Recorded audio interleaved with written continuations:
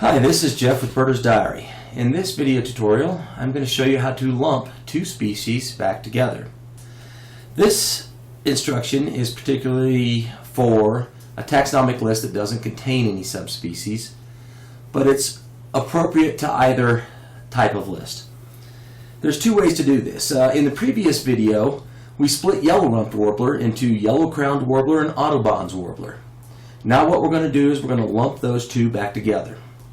Let's bring it up and show you what we had here. So we're going to load the APA 2014 taxonomic list. We're going to search on the yellow-crowned warbler. And here it is. Cytophega coronata and Cytophega auduboni were the two we split. This was the old thing, the same old thing, and we just moved a siding over to this. Let's take a look at the sidings we have for these two species. Just a couple of test sidings. We bring up the View Edit Sidings. We're going to clear the data field, and we're going to look at everything under the Cytophega genus using the taxonomic filter.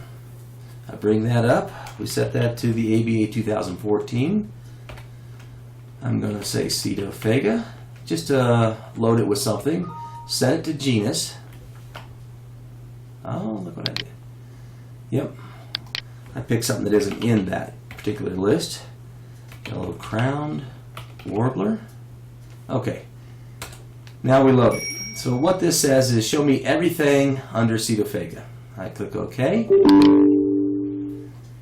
And then you can see here the filter is set to this particular branch of the taxonomic list. I'll click Continue. Now we've got a siding for yellow-crowned warbler and a siding for Audubon's warbler. Okay, one in Florida, one in Colorado. Let's go back to this. Two ways to do this. One is to reassign all these sidings of Audubon's warbler to yellow-crowned, delete the Audubon's warbler from our taxonomic list, and rename this to yellow-rumped warbler. Another way, which is a preferred method when there's a lump that has occurred, is to redefine this, the Audubon's warbler, as a subspecies of the coronata, and then just rename this. We won't lose any sidings. This will now be a siding of the subspecies. So let's take a look at that, and I'll show you how that works. First, we select Auduboni. We're going to make that a subspecies of coronata. Now we want to edit that, so we edit the selected thing. Up comes the taxonomy viewer. Drag that into view. Preferred common name is going to be Audubon's warbler. We still want that. But all the way down here, we're going to change the species from Auduboni to coronata. And the subspecies now is going to be Audubonii. I wonder if it's just one eye or two eyes. We'll make it two eyes. Okay? And that's all you have to do here. We're just going to move that guy up and make him a subspecies. Click Update.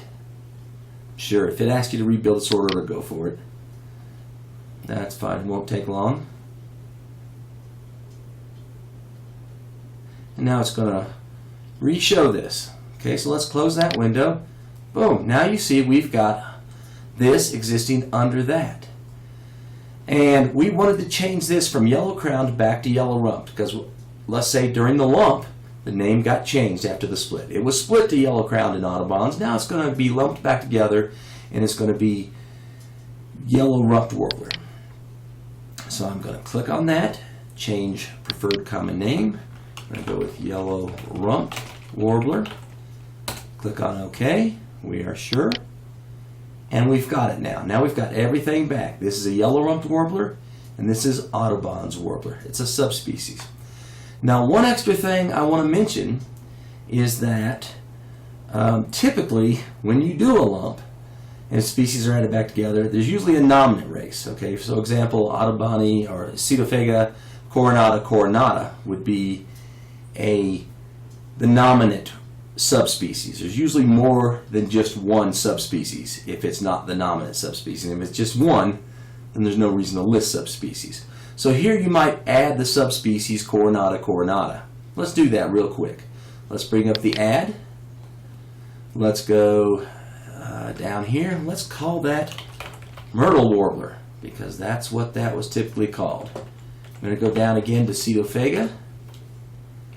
And once we enter that, it pre-fills everything up. Now we're going to say coronata and coronata. maybe coronatus, but we'll say not coronata in our example. This is countable, so we'll leave that unchecked. We'll list a place where that's found. Let's call it Florida. We could add as many as we wanted, but we're not going to. Now let's add it back. Let's add it in there. The same classification is in use in other taxonomic lists. For example, Clements, these two taxonomic lists. Let's use that thing, okay, same thing. Click yes. It's going to add it and use the same internal thing that Clements is using. Now look what we've got. We've got yellow-rumped warbler, and then we've got the Audubon's warbler and the myrtle warbler, if I even got those names correct. Now, what happened with these sightings? Notice that this was yellow-crowned warbler and Audubon's warbler. Well, gosh, we changed that.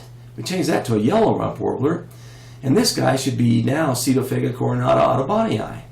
Let's refresh. Let's just refresh the query. Look what we've got. It changed. This is now a yellow-rumped warbler, exactly as we had it, and now Audubon's warbler is a subspecies. That sighting you had of an Audubon's warbler is now a subspecies. There, we've just lumped back two species of warbler, and we added a nominate subspecies to make all that sort of make sense in the taxonomic world. I hope you found this informative. Let me know if you have any questions. Thank you.